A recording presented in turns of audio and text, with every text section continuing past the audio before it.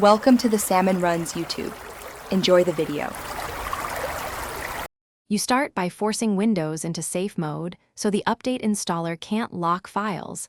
This isolates the system. From your running Windows, open Settings Update and Security Recovery, then click Restart Now under Advanced Startup. Once the PC restarts, you choose Troubleshoot Advanced Options Startup Settings and press 4 or 5 for safe mode. Make sure you sign in with an administrator account so you have permission to uninstall updates and access command tools. Once in safe mode, you identify the offending update so you remove the correct package.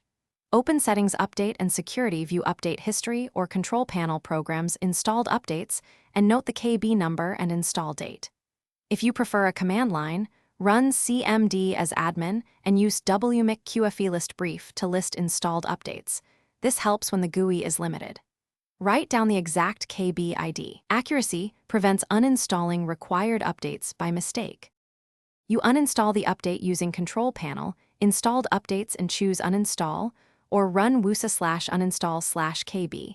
KB number from an elevated command, prompt for precision. After the uninstall completes, restart the PC normally to let Windows reinitialize drivers and services. Then verify the update is gone from update history.